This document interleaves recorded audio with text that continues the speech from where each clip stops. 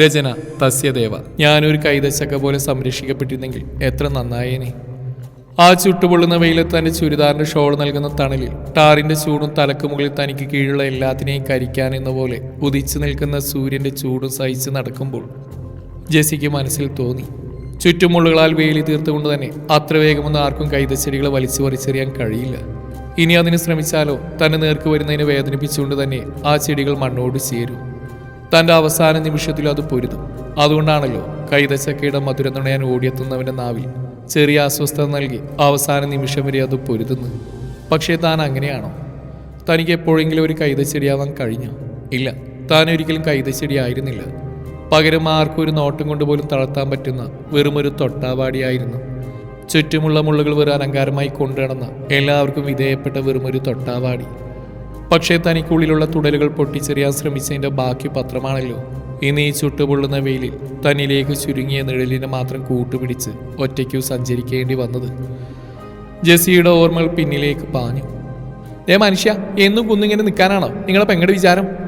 അടുക്കളയിൽ അത്താഴം കഴിച്ച് ബാക്കി വന്ന അവസാന പാത്രം കഴുകി വെച്ച് റൂമിലേക്ക് പോകുമ്പോഴാണ് നാത്തൂൻ്റെ ചോദ്യം ജെസ്സി കേൾക്കുന്നത്. എൻ്റെ പൊന്നാൻസി, നീയൊന്ന് പയ്യെ പറയേ. ഞാൻ ഇന്നലെ നീ പറഞ്ഞ പോലെ നമ്മുടെ വികാരിയച്ഛനെ കണ്ടിരുന്നു. അച്ഛൻ ഫിലിപ്പിൻ്റെ വീട്ടുകാരായിട്ട് സംസാരിക്കാന്നാ പറഞ്ഞ്. അത് ആരോട് വേണേലും സംസാരിച്ചോ, എന്നെ അതൊന്നും ബാധിക്കില്ല. പക്ഷെ ഒന്നോർത്തോ, നിങ്ങളുടെ പെങ്ങൾക്ക് ഇവിടെ സ്ഥിരം പൊറുതിയാണ് ഉദ്ദേശിച്ചെങ്കിൽ നടക്കില്ല. അതെങ്ങനെ അവളോട് പറയും? ഇത് അവിടെയും കൂടെ തറവാടല്ലേ? ഉവ്വ്, തറവാട്. ഇവിടുന്ന് പറഞ്ഞു വിട്ടപ്പോൾ ചത്തുപോയ നിങ്ങളുടെ അപ്പനമ്മയും കണക്ക് പറഞ്ഞ് മകൾക്കുള്ള കൊടുത്തായിരുന്നല്ലോ. കവലയിലെ കടമുറി വീടിരിക്കുന്ന സ്ഥലത്തിന്റെ കണ്ണായ ഭാഗവും സ്വർണവും പണവും കൊടുത്തല്ലേ കെട്ടിച്ച്.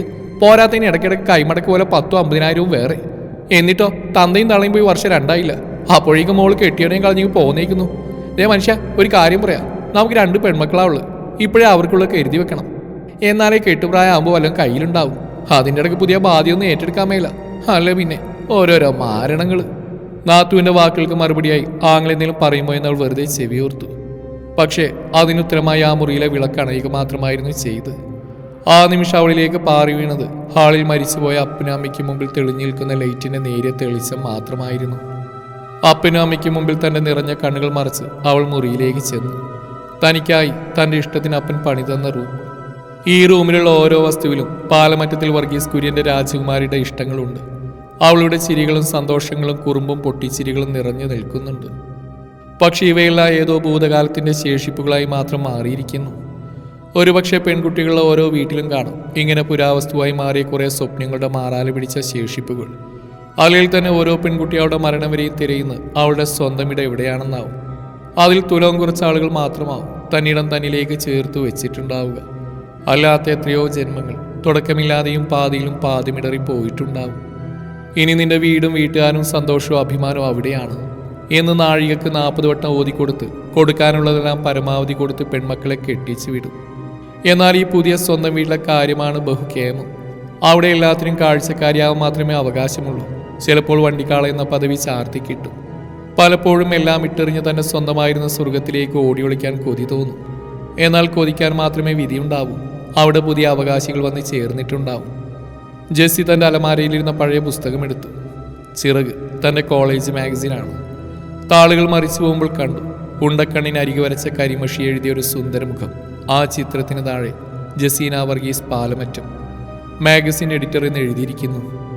വളർന്നു വരുന്ന ഓരോ പ്രതിഭകൾക്ക് അവരുടെ സ്വപ്നങ്ങളിലേക്ക് പറക്കാനുള്ള, ഉയരങ്ങളിലേക്ക് വേഗത്തിൽ കുതിക്കാനുള്ള ചെറുതാങ്ങ്, അലയിൽ സപ്പോർട്ട്. അതായിരുന്നു ചിറക് എന്ന പേര് നിർദ്ദേശിക്കുമ്പോൾ താൻ പറഞ്ഞ കാരണം. അതിനുള്ളിൽ ജസീന എന്ന കൗമാരക്കാരിയുടെ നിറമാർന്ന സ്വപ്നങ്ങളുടെ അവശേഷിപ്പുകൾ കഥയായും കവിതയായും നിറഞ്ഞു നിൽക്കുന്നുണ്ട്. ജെസ്സി ആ പുസ്തകത്താളുകൾ അടച്ച് കട്ടിലേക്ക് ചാഞ്ഞു. ഡിഗ്രി റിസൾട്ട് വരും മുമ്പ് പള്ളിപ്പെരുന്നാളിൻ്റെ അന്ന് ഫിലിപ്പിൻ്റെ അമ്മയ്ക്ക് തന്നെ കണ്ട് ഇഷ്ടമായതും കല്യാണം നടന്നു കണ്ണടച്ച് തുറക്കും മുമ്പായിരുന്നു. പാലക്കൽ ഫിലിപ്പ് നാട്ടിലെ ഉന്നത കുടുംബത്തിലെ അവസാന കണ്ണി. ചേട്ടന്മാരും പെങ്ങന്മാരും കടൽ കടന്നപ്പോൾ നാടും വീടും മണ്ണും സ്നേഹിച്ച് അപ്പനോടും അമ്മയോടും കുരുത്തത്തോടെ പെരുമാറുന്ന സത്യക്രിസ്ത്യാനി. തോമാസ് ലീഹ നേരിട്ട് വേദം പറഞ്ഞു കൊടുത്ത് കുടുംബ പാരമ്പര്യം അവകാശപ്പെടാനുള്ള ബന്ധങ്ങളുള്ള കുടുംബം. കുടുംബ പാരമ്പര്യവും ചരിത്രവും പറഞ്ഞ തൻ്റെ BEd പഠനം ആദ്യമേ ഫിലിപ്പ് തടഞ്ഞു. എതിർക്കാൻ ആഗ്രഹിച്ചപ്പോൾ ഉത്തമ ഭാര്യധർമ്മ എന്ന നൂലാമാലയിൽ താൻ തട്ടി വീണു.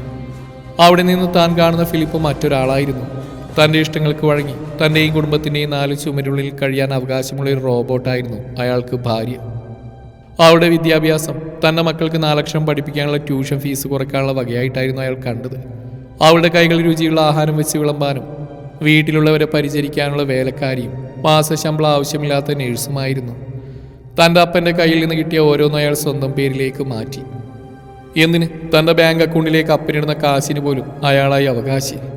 ഓരോ തവണയും സ്വന്തം ആവശ്യങ്ങൾക്ക് അയാളുടെ മുമ്പിൽ കൈനീട്ടി കണക്കുകൾ ബോധിപ്പിച്ച് നിൽക്കേണ്ടി വന്നു തനിക്ക്. സ്വന്തം വീട്ടിലേക്ക് പോയി വരാൻ ടൈം ടേബിൾ ഉണ്ടായിരുന്ന ജീവിതം. രാവിലെ വീട്ടിലെ പണി മുഴുവനും തീർത്ത് സ്വന്തം വീട്ടിലേക്ക് പോയി 3 മണിക്ക് മുമ്പ് തിരിച്ചെത്തേണ്ടിയിരുന്ന നിഷ്ഠ. വരുമ്പോൾ അമ്മ പൊതിഞ്ഞിരുന്ന സ്നേഹപ്പൊതികൾ പോലും അങ്ങോട്ട് കൊണ്ടുപോകാൻ അനുവാദമില്ല.